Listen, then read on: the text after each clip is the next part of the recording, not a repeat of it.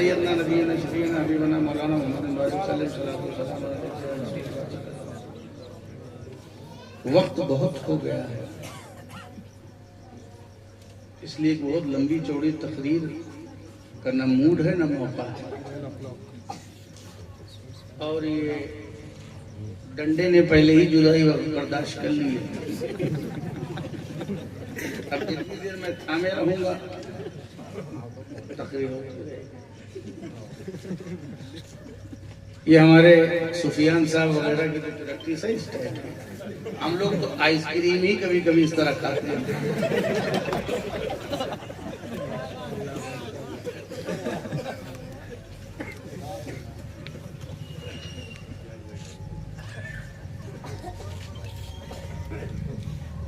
अल्लाह की रजा ही सबसे बड़ी चीज है।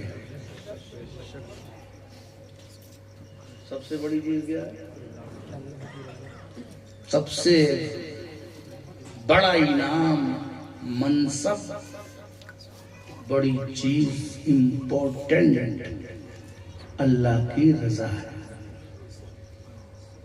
और वही सबसे बड़ी कामयाबी है। वो फौजे अजीम, अजीम कामयाबी, रजा। हर काम में हमको अल्लाह की रजा इख्तियार करनी चाहिए। एक है अपनी मर्जी, एक है मौला की मर्जी। एक है अपनी खुशी, एक है रब की खुशी। अपने लिए जीने वाला किसी काम का नहीं है। जो सिर्फ अपने लिए जीता है वो तारीख नहीं बना पाता। अपने लिए जीना कोई जीना नहीं है। जो खुद के लिए जीता है, सिर्फ खुद के लिए, वो नमरूद बन जाता है। जो खुद के लिए जीता है, सिर्फ अपने लिए, वो फिरौन बन जाता है। खुद के लिए जीने वाला कारून बनता है, शद्दाद बनता है, हामान बनता है। खुद के लिए जीने वाला यजीद बन जाता है। जो खुद के लिए जीता है वो वक्त का यजीद बन जाता है। लेकिन जो खुदा के लिए जीता है वो हुसैन बन जाता है। तो खुद के लिए जीना छोड़ के हमें खुदा के लिए जीना शुरू करना चाहिए। और खुदा के लिए जीना है, इसी के लिए हम दुनिया में पैदा हुए।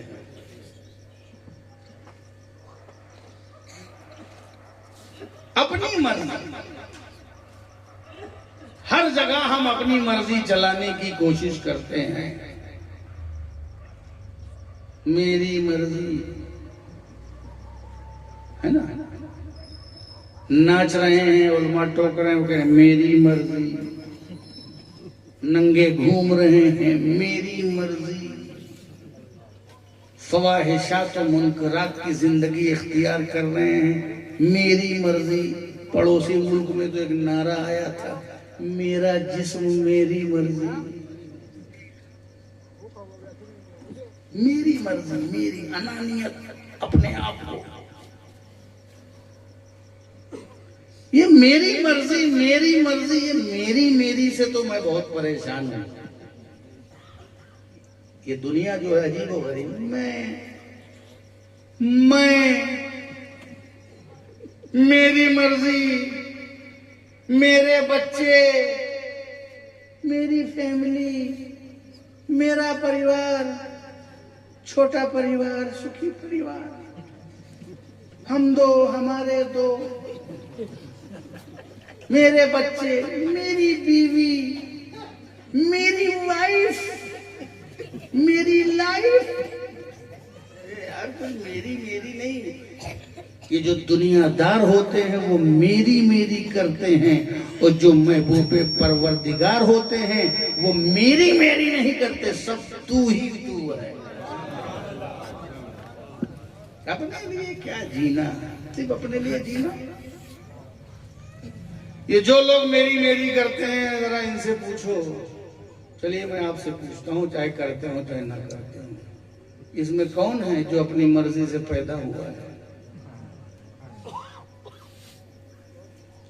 अगर हुआ हो तो हाथ उठाए, मैं आकिल बापू से उसकी दस्तारबंदी करवाऊंगा।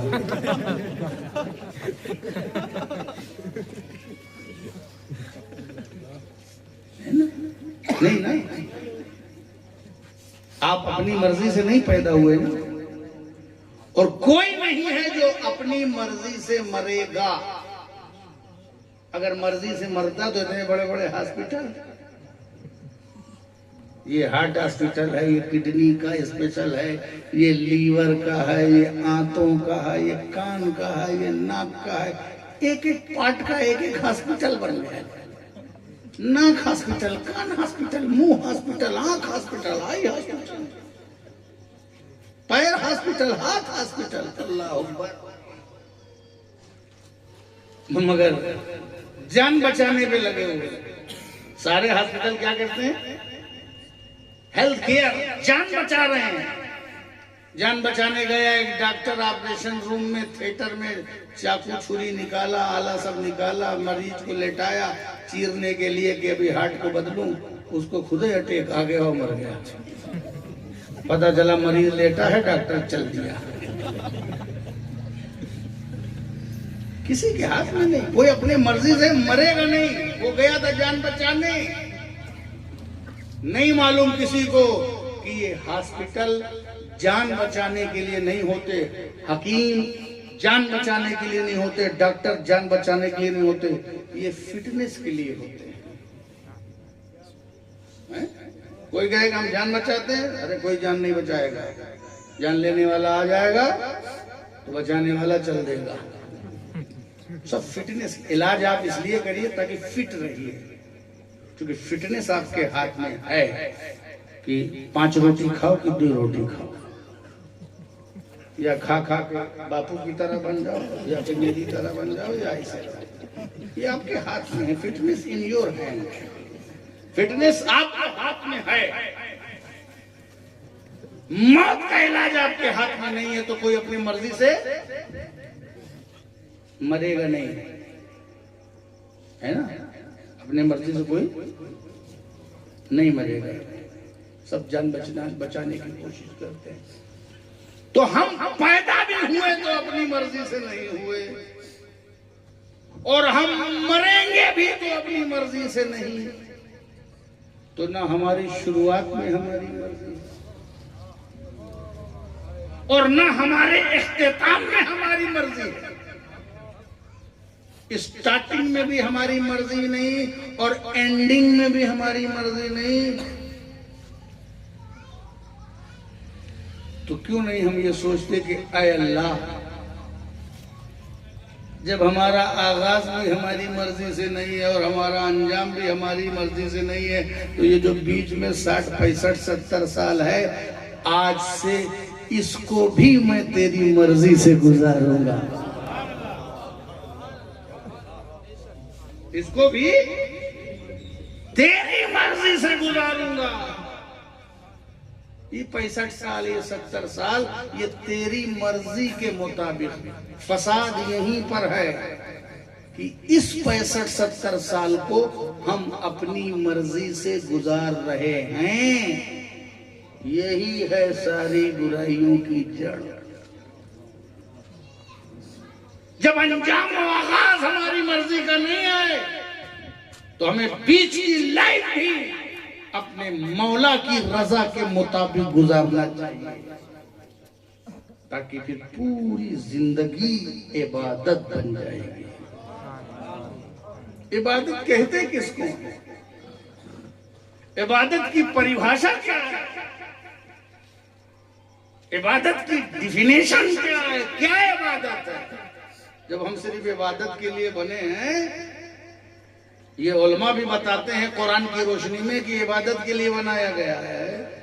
तो आप सोचते हैं कि या अल्लाह हरदम इबादत ही करना है, तो बिजनेस कौन करेगा, दुकान कौन खोलेगा, तंजीम कौन चलाएगा, चंदा कौन करेगा, मदरसा कौन चलाएगा, खानका कौन चलाएगा, बिजनेस कौन करेगा, दुकान कौन खोलेगा, जॉब कौन करेगा, अहमदाबाद कौन जाएगा, अफ्रीकन कंट्री में कौन जाएगा, यूरोप कौन जाएगा, ऑस्ट्रेलिया कौन जाएगा। जब इबादतें करना है तो सफर कौन करेगा, तिजारत कौन करेगा। तो तूने इबादत को बड़ा महदूद समझा है। इबादत 5 वक्त की नमाज का नाम नहीं है। 5 वक्त की नमाज तो बहुत कंपलसरी है, कंपलसरी है, इसके बगैर कुछ होना नहीं है। सारी इबादत का पिलर है ये। आजकल हमारे नौजवान मस्जिद नहीं जाते, मस्जिद न जाना ये महरूमी है। बारबेक्यू में लगे हैं, हुक्का पी रहे हैं, ये फ्लेवर वो फ्लेवर, मस्जिद से दूर है, नमाज से दूर है। जबकि रोजे महशर की जागुदाज हुआ, अव्वली पुरसिश नमाज हुआ। महशर का दिन जान को पिघला देने वाला होगा। उस दिन जो सबसे पहला क्वेश्चन होगा वो नमाज के बारे में पूछा जाएगा। मैदान महशर में जैसे आप जाएंगे पूछा जाएगा नमाज पढ़ा है, तो कहेंगे नहीं नहीं नमाज तो नहीं पढ़ा, जलसे में बराबर जाते थे, बिरयानी भी खाते थे, खिलाते थे, खिचड़ा भी पकाते थे, छठी भी मनाते थे। बल्कि एक छठी में नहीं, हर महीने की छठी में जाते थे, मजारों पे भीड़ लगा देते थे, खूब चद्दर चढ़ाते थे, खूब खाना खाते थे, खिलाते थे। नमाज तो नहीं पढ़ी। अल्लाह, सवाल क्या पूछा जा रहा है? अब आप बताओगे क्या, वो तो किया नहीं। तो जब किसी के पास उसका जवाब सही नहीं होता तो वो दूसरा जवाब देके इम्प्रेस करने की कोशिश करता है, जिसको सवाले दिगर जवाबे दिगर कहते हैं। अगर दुनिया में कोई सवाल किया जाए आपसे एग्जाम में और जवाब दूसरा दे दो तो फेल हो जाओगे ना। तो वहां क्या होगा? पूछा जाएगा नमाज पढ़ा? नहीं, नमाज नहीं पढ़ा, जुलूस खूब निकाला, झंडा खूब निकाला, अपने अकीदे का खूब सबूत दिया, नारा खूब लगाया। अच्छा, तो भी फेल। पूछा जाएगा नमाज पढ़ा? तो मुखय्यरीन कहेंगे नमाज तो नहीं पढ़ा, ये जो पत्थर देख रहे हो ना मस्जिद में 12,000 स्क्वायर फुट मकराना वाला, ये पत्थर मैंने ही दिया है, टाइल मैंने दिया, सरिया दिया, सीमेंट दिया, रेती दिया, मोरंग दिया, बालू दिया, गिट्टी दिया, ये सब शानदार मस्जिद बना दी अपने गांव की। देखें दूसरे गांव वाले भी, उनसे कम मस्जिद नहीं है हमारी। अच्छा, तुम्ही ने पत्थर दिया है, टाइल तुमने दिया, रेती तुमने दी, चंदा तुमने दिया। अच्छा बताओ नमाज पढ़ी कि नहीं? नहीं, नमाज नहीं पढ़ी। अरे मस्जिद हमने बनाई है, अरे मस्जिद किस लिए बनाई है, नमाज नहीं पढ़ी? मैंने नमाज के लिए मस्जिद कहां शर्त रखा था? अगर मस्जिद शर्त होती तो कहता कि मेरे गांव में मस्जिद नहीं थी, या उसकी ब्यूटी शर्त होती तो कहता कि वो खूबसूरत नहीं थी, या मजबूती शर्त होती तो कहता कि मजबूत नहीं थी। ये तो शर्त ही नहीं थी। इसीलिए तो मैंने पूरी रुए जमीन को मस्जिद बना दिया। मस्जिद खास फजीलत वाली है, नमाज पढ़ोगे 27 गुना ज्यादा सवाब जमात के साथ मिलेगा, सब सवाब है, मगर नमाज के बाद है। अगर नमाज नहीं पढ़ तो कितने बड़े सेठ हो, कितना बड़ा चंदा दिया, वो सब सवाब है। मगर नमाज जब पहले ही क्वेश्चन में फेल हो जाओगे तो दूसरी फजीलत लेके करोगे क्या? चंदा दिया, नमाज नहीं पढ़ा। ये नौजवान, अच्छा ये नौजवान जब तक रहते हैं नहीं पढ़ते,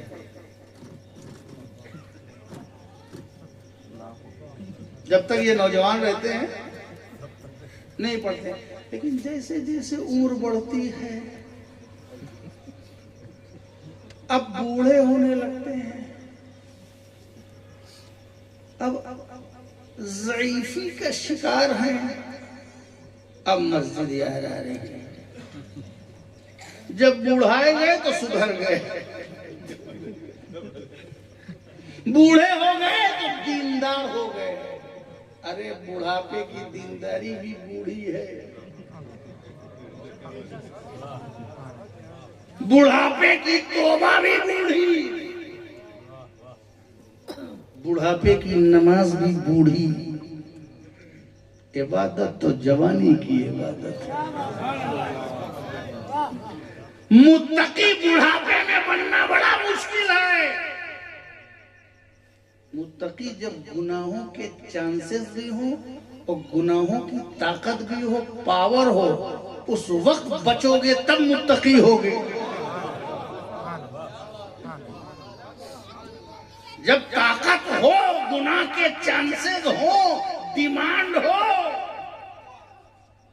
है ना, जवानी हो, फिर गुनाह से बचोगे तब मुत्तकी होगे ना। अब जब बूढ़े हो गए और तौबा के अलावा कुछ बचा ही नहीं, अब सिर्फ तौबा ही बची है। न बदन में चर्बी बची, न अतड़ी बची, न पचौली बची, न मुंह में दांत बचे, न आसारे शबाब बचे, न ताकत बची। जब कुछ नहीं बचा तो गुनाहों से बच के क्या बचेगा? बहरहाल तौबा का दरवाजा खुला है 24 घंटे क़यामत के पहले तक से। ये सुविधा चूंकि अल्लाह बहुत मेहरबान है, ये भी बेहतर है, मगर बात क्वालिटी की हो रही है।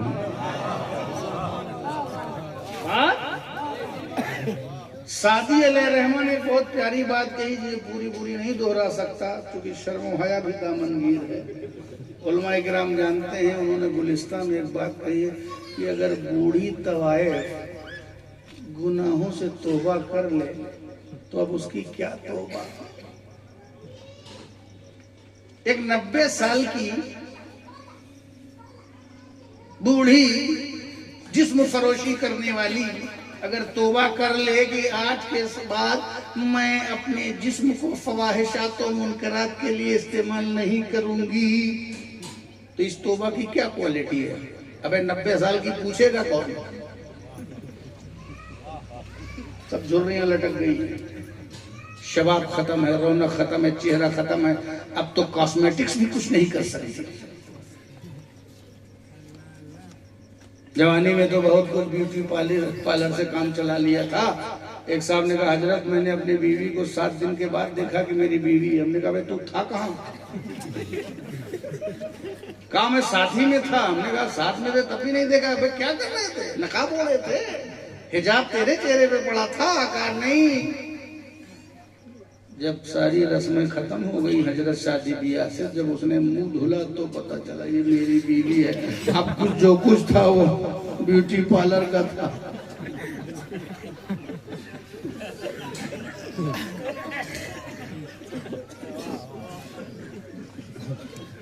लेकिन अब तो बुढ़ापे में वो भी गया, चाहे फेयर एंड लवली लगाओ चाहे सिर्फ लवली बन जाओ, हाँ तो बेकार है। तो तौबा तो जवानी की तौबा। जब ये जवान थे तो इबादत की तरफ माइल नहीं होते थे, तो पैसा, सूद, ब्याज, झूठ, enjoy, seaside, market, this and that, इधर उधर। और जब बूढ़े हो गए तो नहीं खो गए। नहीं खोने का हक है बूढ़ों को, मगर बूढ़े हो गए। पहले ये मस्जिद में जाते नहीं थे, अब 1 बजे के बजाय 11 बजे चले जाते हैं मस्जिद में। कभी ये बटन दबाते हैं, कभी ये बटन दबाते हैं, कभी मुसल्ला ऐसे रख के, फिर उठे ऐसे रख के, फिर कालीन ऐसे मोड़े, खूब मस्जिद की खिदमत कर रहे हैं। क्योंकि जब जमाना नहीं पूछ रहा है तो जाएं कहाँ। दिया जो रंज बुतों ने तो खुदा याद आया। आज मजबूर होके मस्जिद में घूम रहे हो, काश कि कल जवानी में मसरूर होके आ जाते हैं।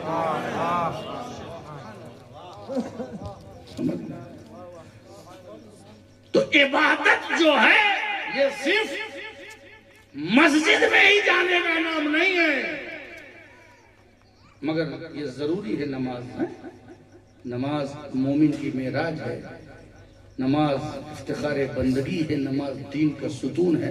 मन काम फ़क़ाम दीन व मन तरकहा फ़हदम दीन। जिसने नमाज को कायम किया उसने दीन को कायम कर दिया, और जिसने नमाज को छोड़ा उसने दीन के किले को ढा दिया। दीन के किले को ढाने वाले बने रहो। ये किसी हुकूमत तुम्हारी कोई एक इमारत गिरा दे तो चीखते हो, चिल्लाते हो, शिकायत करते हो, और तुम खुद रोज दीन के किले को ढाते हो। तो कहाँ ढाओगे? क्या इस्लाम को तुम ढा दोगे? किस किले को ढा दोगे? वो किला जो तुम्हारे अंदर है, जो दीन की तामीर, तुम उसे ढाते हो ना। दीन को कौन ढा पाएगा? अपने अंदर स्ट्रक्चर जो तुम्हारे अंदर इस्लाम का जो स्ट्रक्चर है, तुम उसे बर्बाद कर देते हो नमाज न पढ़ करके। नमाज मोमिन की मेराज है। मेराज उसको कहते हैं जब आदमी अपने दर्जे कमाल पे होता है, पीक पॉइंट पर होता है, उसे मेराज कहते हैं। मोमिन की मेराज नमाज में है। अब तुम जिल्लत और रुसवाई का शिकवा कर रहे हो, सजदों से नाशना पेशानी है। अगर सजदों से आशना पेशानी हो जाती तो तुम तो जमीन पर अल्लाह की बारगाह में पेशानी झुकाते, तुम्हारी अजमतों का परचम पूरी दुनिया में लहराता। ये जिल्लत और रुसवाई ऐसे नहीं है। नमाज को छोड़ना, नमाज नहीं छोड़ना।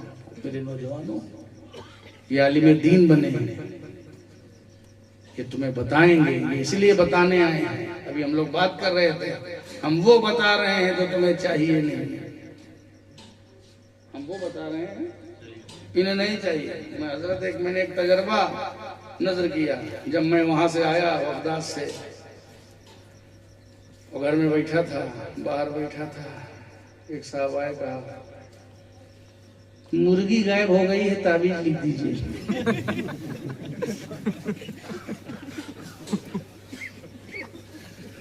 हमने कहा भैया इसीलिए मैं बगदाद गया था, तुम्हारी मुर्गी की। जो पढ़ा है उलमा ने, वो कौम उनसे पूछती नहीं। जो उलमा ने पढ़ा है वो कौम उनसे पूछती नहीं, और वो कौम को बताते नहीं। इल्म का खजाना लिए बैठे हैं, ये बुखारी पढ़े बैठे हैं, मुस्लिम पढ़े, सियासत पढ़े, फिक़ह पढ़े, उसूल फिक़ह पढ़े, उसूल हदीस पढ़े, जिसकी वजह से ये नायब रसूल होने का दावा कर रहे हैं, वो सब पढ़े हुए हैं। अगर आप इनसे क्या कहते हैं, फूक मार दो आकर। मैं बोतल फूकते फूकते थक गया। कम से कम एक आदमी ने एक दीनी क्वेश्चन हमसे नहीं किया, कम से कम 100 बोतल फुकाया है। तो जो हमारे पास है वो आप ले नहीं रहे, और जो हमने पढ़ा ही नहीं है। हमने 8 साल के कोर्स में एक भी ताबीज का कोर्स नहीं किया, एक आयत नहीं सीखी कि इसको पढ़ के फूकना चाहिए। कहीं है कोर्स में हजरत? नहीं है। एक आयत नहीं पढ़ी कि इसको पढ़ के फूकना है। मैं ये नहीं कह रहा, उससे इनकार नहीं कर रहा हूँ, कुरान हर तरह से पढ़ा है, मगर हम तो आलिम बन के आए, आप हमें बाबा बनाने पे तुले हुए हो। तो जो मेरे पास है शराब, वो तुझे पीना नहीं है, और जो तुझे पीना है वो हम जबरदस्ती बनाए के दे रहे हैं, उसको हमने जाना नहीं है।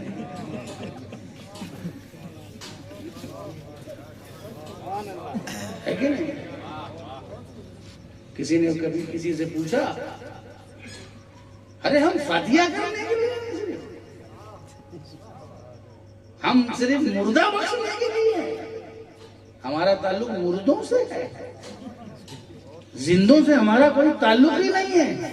ये कुरान को हमने मुर्दों की किताब बना लिया है।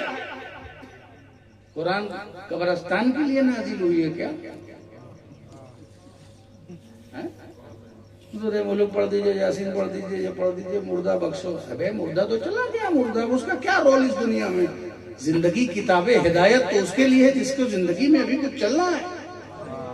ये किताबे हिदायत है, ये हुदल्लिल नास है, ये हुदल्लिल मुत्तकीन है, ये शरीयत का इल्म जीने के लिए है। मुर्दे पर तो कोई शरीयत लागू ही नहीं होती। अकील होना, बालिग होना, जिंदगी जिंदा होना जरूरी है ना यार। जो आदमी जिंदा नहीं है उसके ऊपर शरीयत कहाँ लागू है? आप कुरान उसको सुना रहे हैं जो कब्र में चला गया, या जो जाने वाला है उसको सुना रहे हैं। तो इसलिए सुना रहे हैं कि ऐसे तो तुम नहीं जा रहे थे, लो सुन लो, सुन के चले जाओ।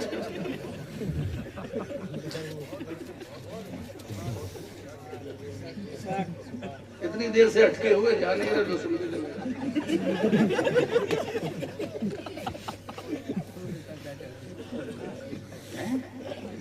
खिरत का नाम जुनू रख दिया, जुनू का खिरत, जो चाहे आपका हुस्न करिश्मा साज करे। ये कहाँ पहुंच गए हमने?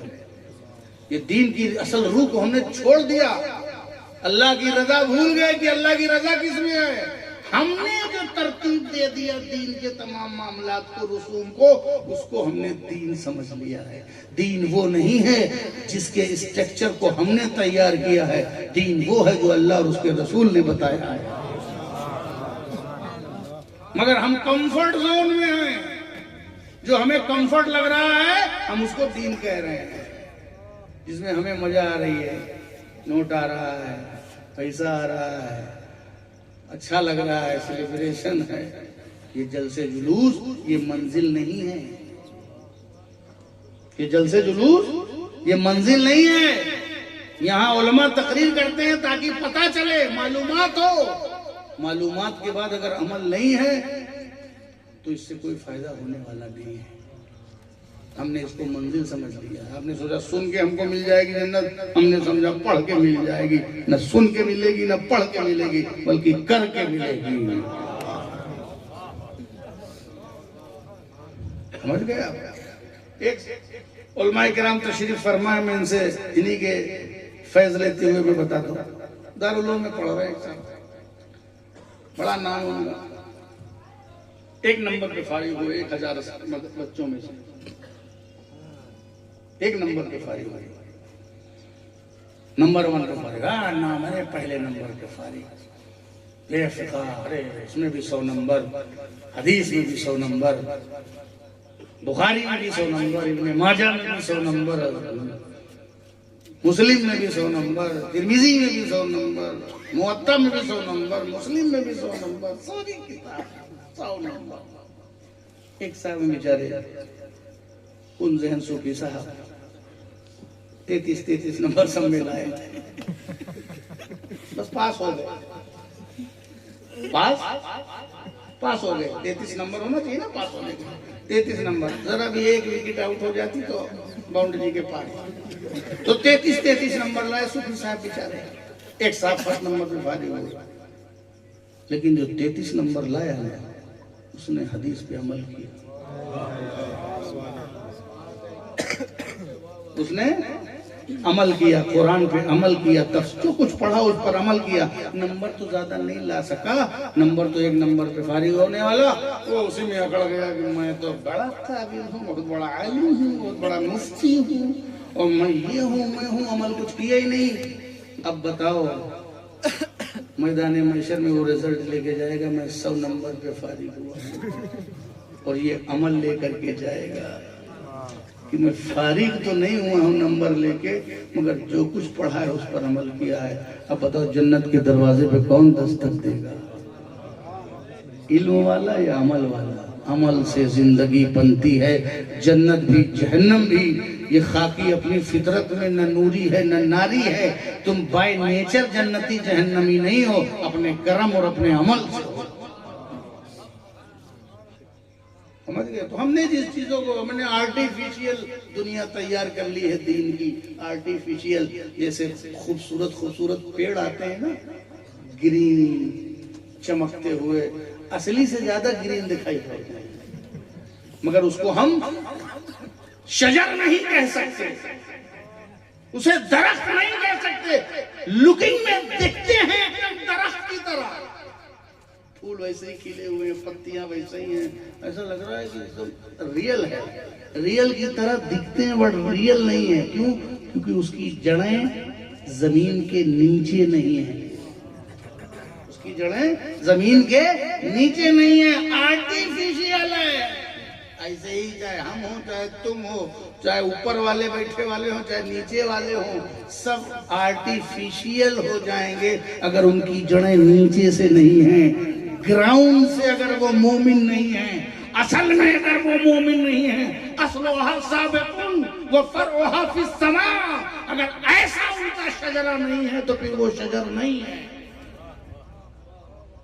समझ गया? तो ये है जनाब, तो इबादत जरूरी है, मगर सिर्फ नमाज ही इबादत नहीं है। तो फिर जब नमाज नहीं, तो फिर क्या इबादत की क्या सही तारीफ जामे है जिसमें सब आ जाए? तो एक मुख्तसर से जुमले में, वो क्या है? जिस चीज से अल्लाह राजी हो वो इबादत है।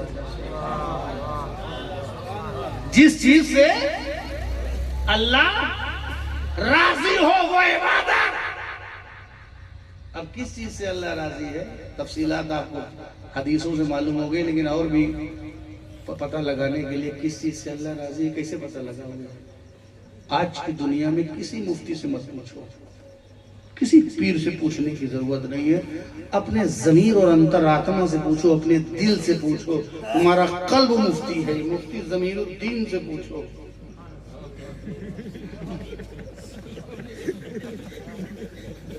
इनसे पूछो कि मैं जलसे में आ रहा हूं, जश्न शाहे आलम है, दस्तार बंदी है, मुझे वहां जाना है, उलमा होंगे, मुफ्तियाने किराम होंगे, सादात होंगे, जिक्र इलाही होगा, अच्छी अच्छी बातें होंगी, सुफियान साहब की मुतर्रिम नाते होंगी।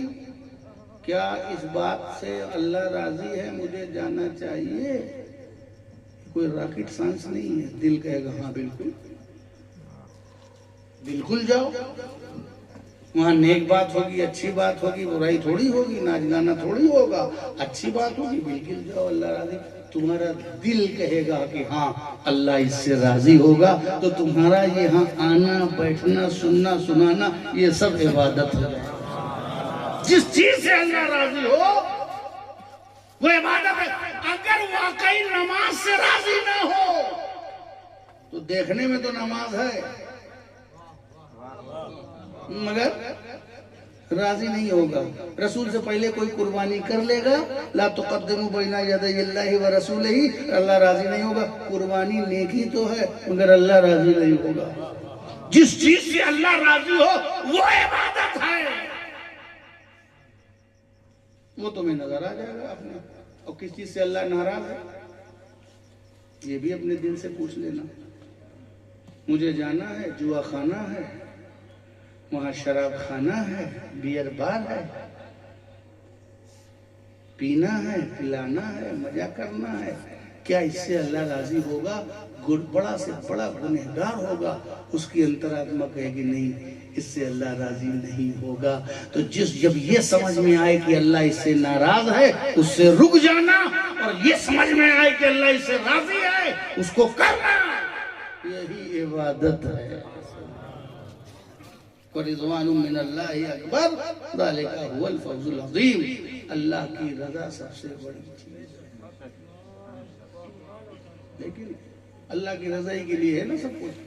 वो बड़ा मशहूर वाक़या है, उस बात खत्म करता हूँ, टाइम बहुत हो गया, 12:30 हो रहा है। 12 के बाद तो दिमाग काम करना छोड़ देता है। अल्लाह ने रात सोने के लिए बनाई, सुन्नी मुसलमानों ने जागने के लिए बनाई।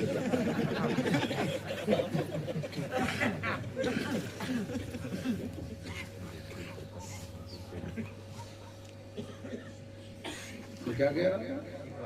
बाकी बहुत मशहूर वाक़या हमारे यहाँ, एक से एक सूफी गुजर रहे हैं, किन राहों से गुजर रहे हैं समझ में नहीं आ रहा है।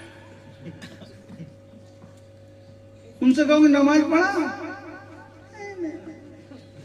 मैं ऐसी नमाज नहीं पढ़ता, मैं दिखावे की नमाज। क्यों भाई? अरे वो देखा नहीं, सुना नहीं हजरत राबिया बसरिया को कि एक हाथ में आग लेके जा रही हैं, एक हाथ में पानी लेके जा रही हैं।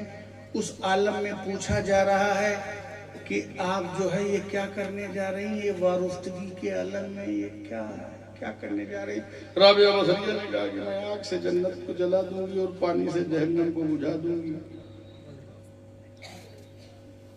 लोग आजकल दिखावे की नमाज पढ़ते हैं, अल्लाह की रजा के लिए नहीं कोई पढ़ता।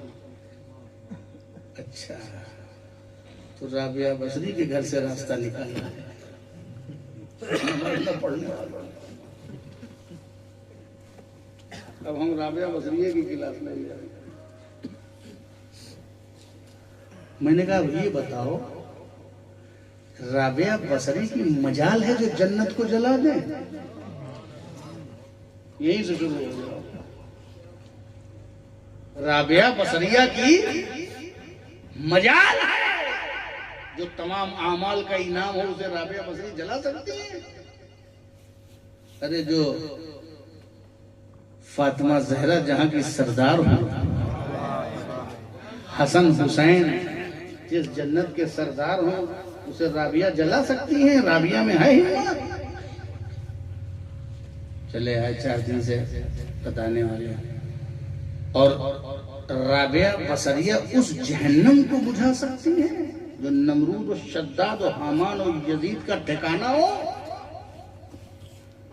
न वो जन्नत को जलाने जा रही थी, न वो दोज़ख को बुझाने जा रही थी, वो मिल्लत को समझाने जा रही थी कि जो कुछ करो वो अल्लाह की रजा के लिए करो, क्योंकि जन्नत भी मखलूक है और जहन्नम भी मखलूक है और तुम भी मखलूक हो। इबादत में मखलूक का ख्याल नहीं किया जाता, इबादत में खालिक का ख्याल किया जाता है। इबादत मखलूक के लिए नहीं है, वो कॉन्सेप्ट है। वो अब तुम राबिया बसरी न बनो, अपना अपना स्टैंडर्ड है। नमाज जाहिर में पढ़ना है, दिखावे में पढ़ना है। रसूलुल्लाह ने छुप के नमाज नहीं पढ़ी और तू काहे छुप के पढ़ेगा? प्राइवेट नमाज छुप करके पढ़ो, 1000 रकात नफिल पढ़ना है, छुप के पढ़ो। इसीलिए बुजुर्गान दीन के यहाँ मस्जिदें होती थी और एक चिल्लागाह होती थी। मस्जिद वो जमात के साथ नमाज पढ़ते थे, क्योंकि जमात के साथ जाहिर करके पढ़ना जरूरी है, और बाद में रात भर जिक्र अस्कार करते थे, उसे छुपाना जरूरी है। तो जो छुपाते थे वो अपने चिल्लेगाह में करते थे, और जो दिखाते थे वो सबके साथ जमात में पढ़ते थे। अब तुम फराइज नहीं छुपाओ, मौक़िदात और वाजिबात को नहीं छुपाना है, नवाफिल को अगर छुपा तो छुपाओ। समझ गए आप? ये और एक्टिंग नहीं होगी। अल्लाह की रजा ही सबसे बड़ी इबादत है और सबसे बड़ी कामयाबी है। हमें हर काम, जलसा करना है, लंगर करना है, किचड़ा करना है, नेकी करनी है, शादी करनी है, ब्याह करना है, जो कुछ करना है हमें अल्लाह की रजा के मुताबिक करना है। और जो कुछ अल्लाह की रजा के मुताबिक होगा वो इबादत होगा, और उसकी रजा के मुताबिक नहीं होगा तो मस्जिद भी बनेगी तो गिरा दी जाएगी, मस्जिद जर्रार बन जाएगी। रजा के मुताबिक होना जरूरी है। तफसीलात बहुत हैं मगर वक्त कम है, और डाइजेशन प्रॉब्लम भी है कौम के अंदर। कितना सुनना है, कितना हजम करना है, कितना याद रखना है। जाहिर ये सारी प्रॉब्लम को मद्देनजर रखते हुए वमा अलैना इल्लल बलाग। या नबी सलाम अलैका, या रसूल सलाम अलैका, या हबीब सलाम अलैका, सलवातुल्लाह अलैका। रहमतों के ताज वाले दो जहां के राजवाले, अर्श की मेराज वाले, अर्श की मेराज वाले, आसियों की लाज वाले, ऐ मेरे मौला के प्यारे, नूर की आँखों के तारे, अब किसे सैयद पुकारे, अब किसे सैयद पुकारे, तुम हमारे हम तुम्हारे। सलाम अलैका या रसूल, सलाम अलैका या हबीब, सलाम अलैका,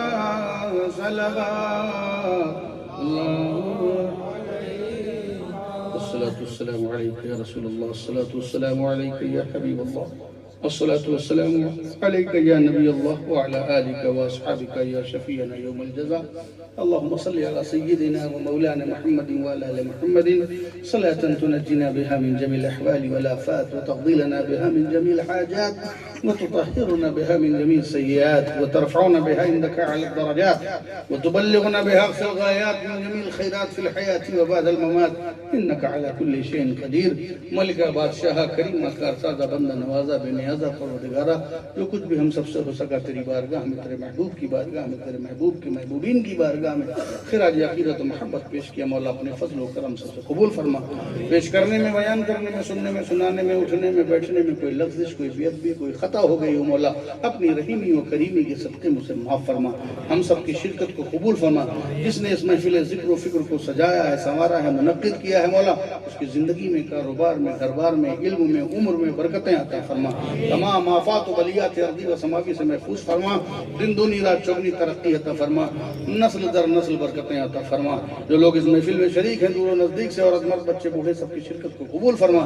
जिसके दिल में जो भी जायज़ तमन्नाएं, मुरादें, आरज़ुएं मौला सबको पूरा फरमा दे। कोई दिक्कत परेशानी और मुश्किलात का शिकार है तो नजात अता फरमा दे।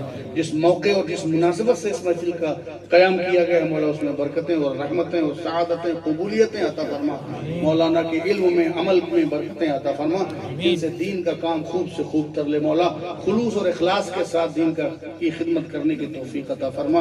इज्जत और सुरखुरुई अता फरमा। कामयाबी और कामरानी अता फरमा। रब्बना तक़ब्बल मिन्ना इन्नका अंतस समीउल अलीम व तुब अलैना इन्नका अंतत तव्वाबुर रहीम। हस्बुनल्लाहु व निअमल वकील, निअमल मौला व निअमन नसीर। व सल्लल्लाहु तआला अला खैरि खल्क़िही व नूरि अर्शिही मुहम्मदिन व आलिहि व अस्हाबिही अजमईन बिरहमतिका या अरहमर राहिमीन बिहक़्क़ि ला इलाहा इल्लल्लाह मुहम्मदुर रसूलुल्लाह।